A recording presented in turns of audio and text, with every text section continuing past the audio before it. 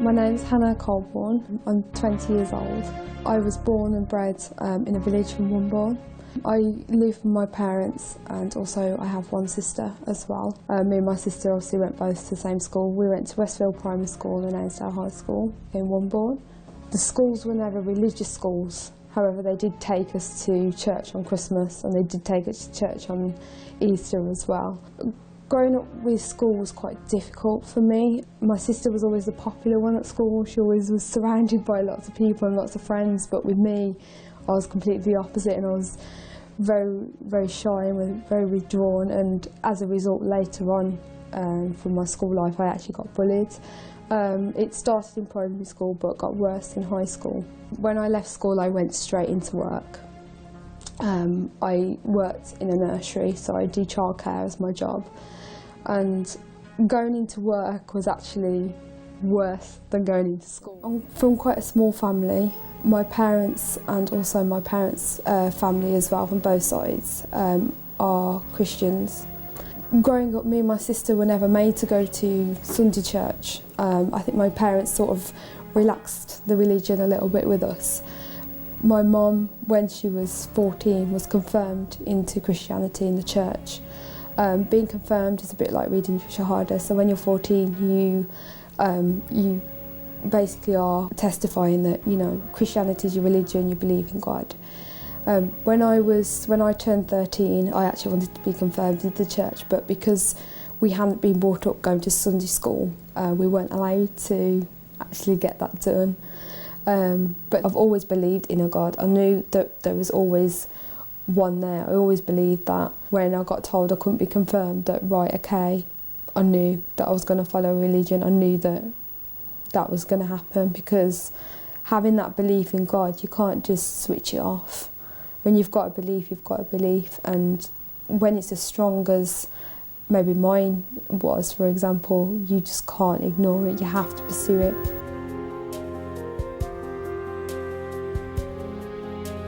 When I left school, I had no school friends because of being bullied, and then being at work because of being bullied, I had no friends. So I had nobody to fall back on, nobody at all. And being that young as well, I didn't want to open up to my parents, I didn't want to tell my parents. 6 months down the line, I kind of got to a point when I thought, you know, I don't want to be here anymore. There's absolutely no point me being here anymore. But then I just woke up one morning and I thought, well, if I can't actually do it, if I can't actually commit suicide, then I might as well just get on with my life and try and get, you know, through it as best as I can. So that's when I took the decision to, right, get myself back out there, go and find a job, go and find something to do. But even if it was voluntary work, it was just something to do, something to get me away from everybody. I couldn't find a job, so I actually ended up being a volunteer at Birmingham Children's Hospital. From there I was a specialised play therapist. Because I'd had my previous childcare qualification for my job, I was allowed to do it. I really enjoyed actually doing what I did. I mean, being a specialised play therapist, you have to be a strong person anyway, so it allowed me to kind of self-build myself back up, build my confidence back up and my self-esteem back up. Through working there, I actually had to look after a family who, at the time, I didn't know their cultural background, I didn't know that their religion was Islam, I didn't know that they were Muslims.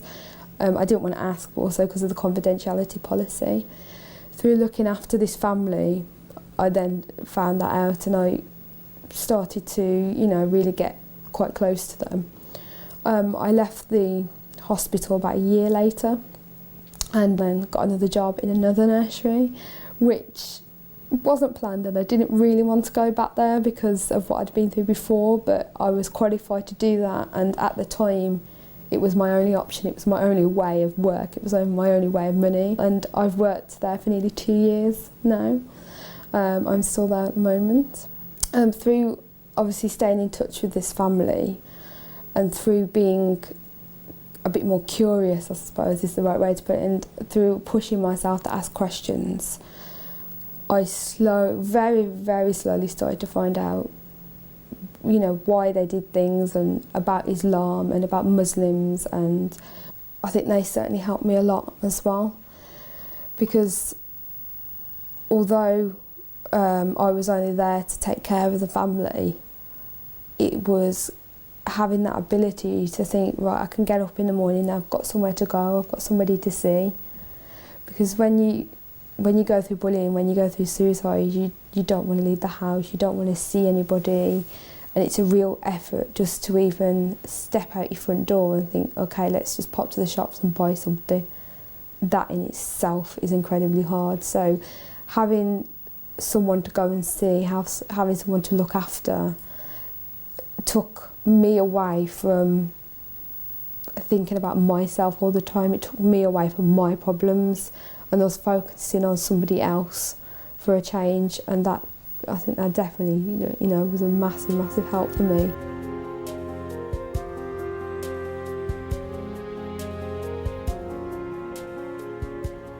This is Sister Rosina, and that's Sister Corsa. So we're at Corsa's house at the moment, and she's one of the sisters that I know from the mosque. I can't even sum it up how supportive they've been. They've just been really, really helpful towards me, and helping me with classes and learning things as well. And they've been really supportive on a religious level as well as personal levels. It feels like a family. It feels like I'm coming to a family and they've accepted me, and so it feels just like my second home. It's really nice. Known her probably over a year now. Where I've known her properly. It's been like a distance. I mean, we've known each other, but not like of each other kind of a thing. It's been wonderful journey with Hannah. She's a lovely person. She's very helpful, very organised, and she has great ideas. She's just a well-oriented person altogether. She's an all-rounder.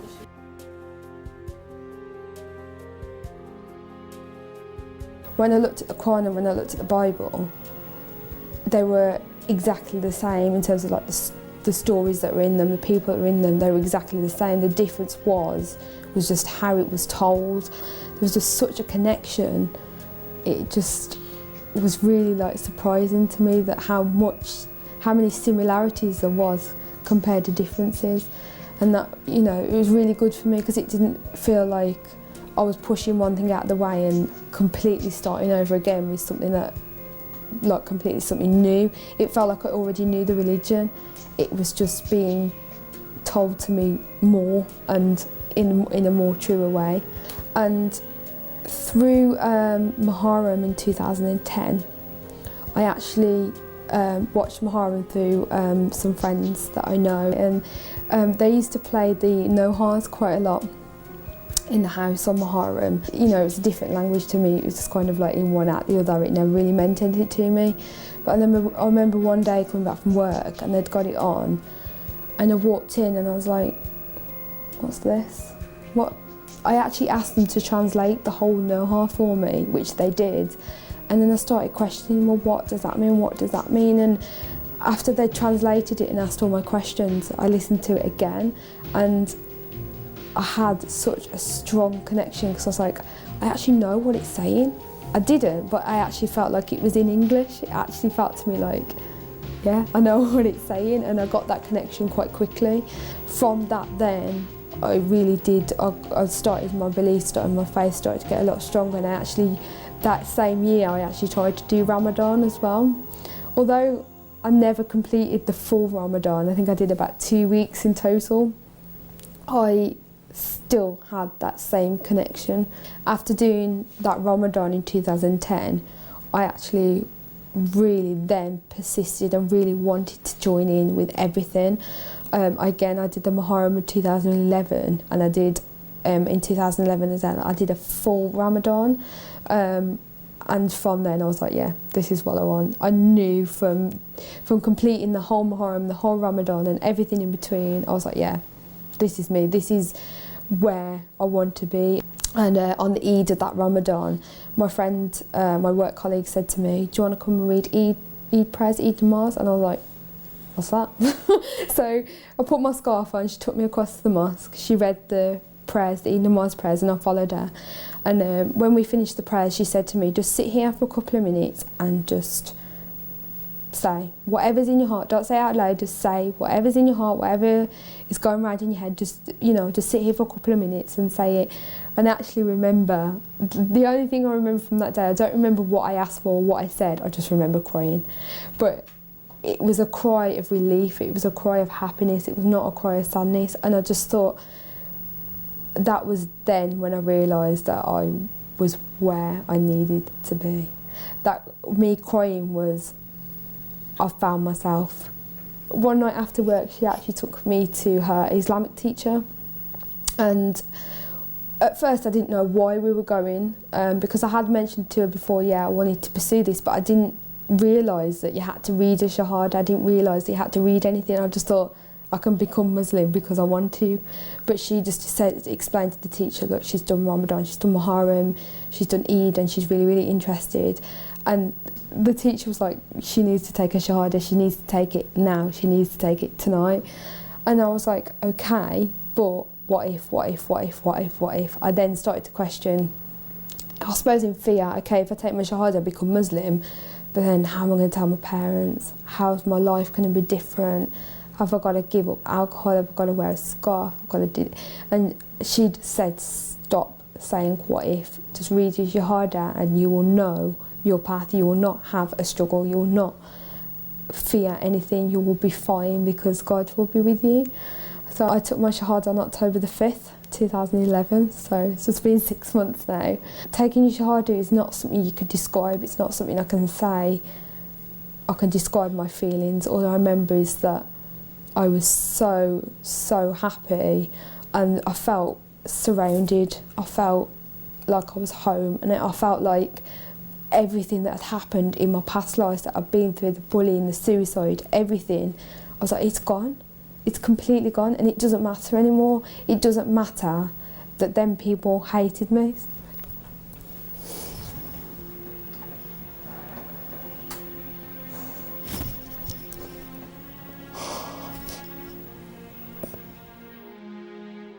At the moment, I'm just driving to my teacher's house where initially I took my shahada. So I'm just going to show you where that is as well, and hopefully she'll be in.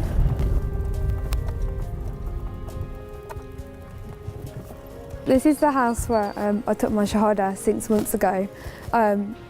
Coming here, I was full of nerves and I didn't really know why we were here or what initially was going to happen. When I actually walked into the house and took my shahada and come back out, I was just so happy. I didn't even want to get back in my car. I just literally wanted to like dance up and down this road. It was just so, like, such an amazing feeling for me that, you know, it's nothing you can describe at all, but I was just so happy that coming out from when I went in full of fear and full of not knowing what was going to happen, and then to come back out feeling like that, it was just really good for me.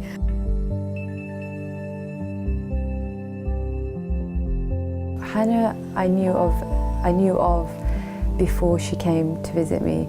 I knew that she was exploring the religion and that she was with some Muslim friends of mine. But Hannah is a very special individual, and not like anyone else. I saw very clearly she had a kind of sense of, like, I know who Allah is, and she just had it. She didn't know how to explain it. She didn't know why. She didn't know anything in terms of like the practicalities of the religion, but she knew Allah.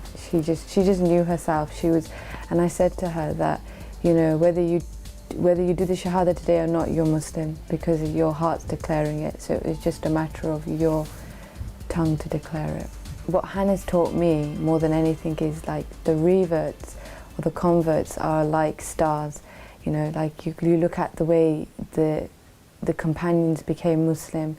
You know, they are like the leading stars, and they kind of show us, and the energy and the kind of the freshness that they have towards their religion, and that relationship that they have for Allah, kind of gives us that.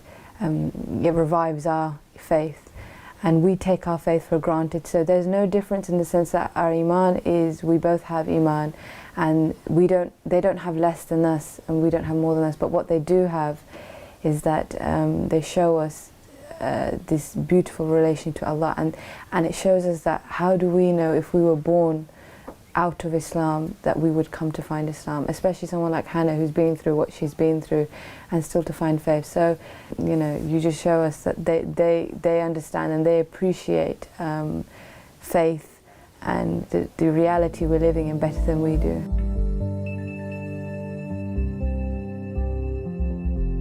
We're just on the way to the mosque now that I go to. Most of the mosques in Wolverhampton are pretty small. The one I'm going to, there's around 40 families that attend this mosque. Although this is my main mosque that I go to, I do use several other different mosques for various things like lessons and classes and things like that. It's nice having a community like that because you know that you've always got help around the corner, like you're never going to be, you know, stuck to ask a question, or you're never going to be stuck for support or anything like that.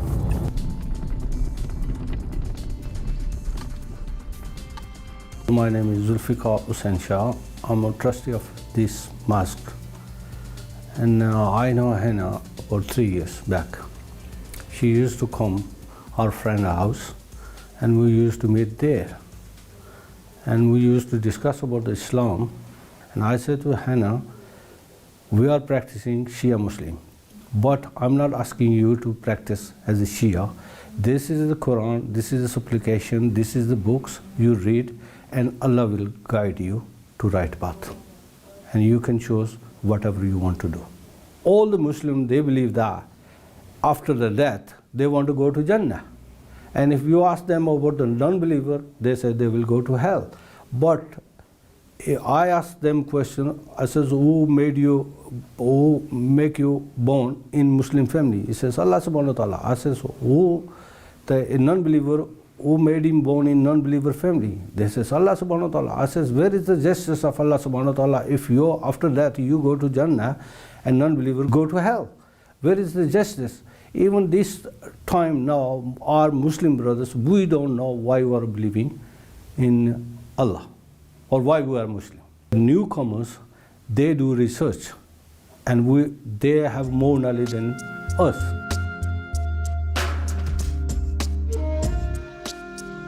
I never told my family till about 3 months later, and even to today, only my mum and dad know. My sister doesn't know, and the rest of my family doesn't know. That's not a decision I've taken, that's a decision that my parents have taken. I actually told my mum first, and then I was too scared to tell my dad, so I got my mum to tell my dad like when I was at the house. They just said, well, you're not 16, you're not 17, you're not naive, you know what you're doing now, you know, you work, you're independent, you've got your own car, you live your own life, so if it's what you want to do, what makes you happy, and if that's where your belief lies in God, then so be it. But they just won't let me tell the family, and they won't let me tell my sister because they're so convinced that it's just a phase. They think in a year it's going to be back, back to normal, as it's so like put. But I just told Michelle that it won't be like that. The problem is with my family is that because of their upbringing and because of their Christianity and because of where we live as well, being in a small village, what we know and what we rely on is media. And I think unfortunately the media doesn't really portray Muslims too well. And I think for my mum and dad, when I said to them I was Muslim, automatically what popped into their head was terrorist. And unfortunately it is the media that's portrayed that image, I think, of Muslims, and I do think it's really, really bad because like Islam and Muslims, it's just such a beautiful religion, such peace in it as well. And being a Muslim now and being in Islam, I always know that I feel peace within myself with knowing that I know what I'm doing is right, I know what I'm doing is true.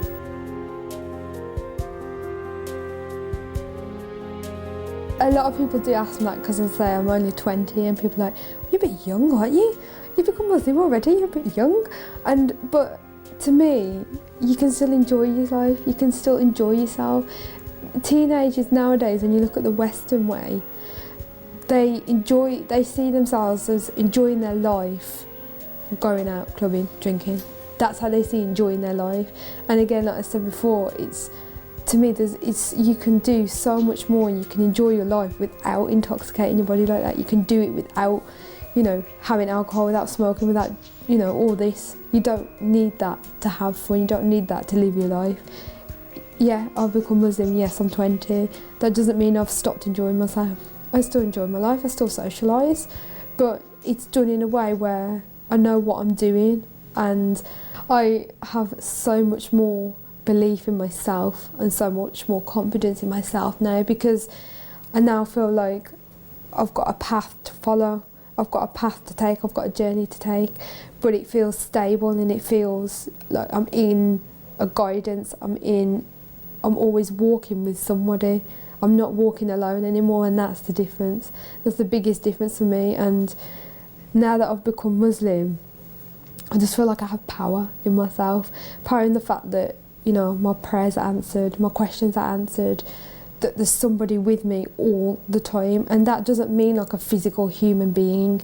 It could be Allah, it could be my angels, it could be anybody, it could be one of my moms. I don't know who it is, but knowing that somebody is walking with me every step I take is just such a guidance for me at this age. And I know now that whatever I may have done in the past since becoming Muslim, or whatever I may do now in the future, it's going to be the right thing, and it's going to benefit me for how I need to be benefited.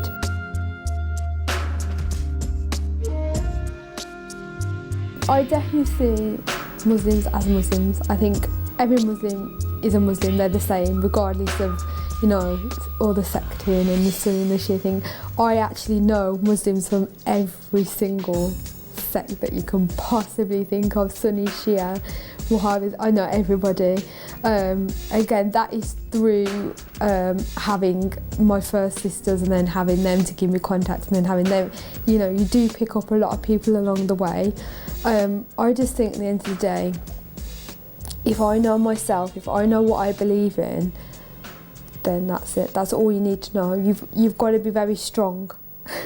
I think you need to be a strong person.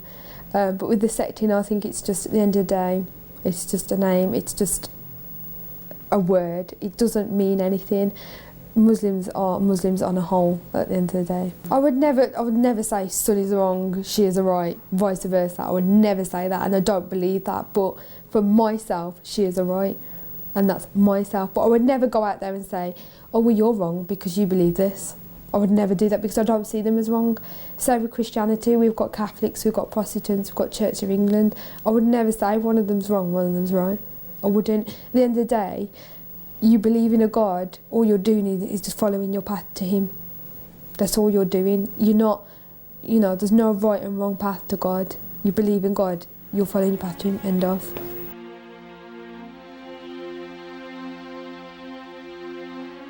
When I pray, it does really, really helps me, and I know that, Allah's hearing my prayers, and I know my prayers are being answered. It's an inner feeling, that connection. You can definitely feel it when you pray. It's a sense of warmness, I suppose. A sense of, somebody's with you. You know that whatever you pray for is being heard, and it is going to be answered, inshallah. And it's just such a happy feeling when I pray. It settles me. It gives me that inner peace.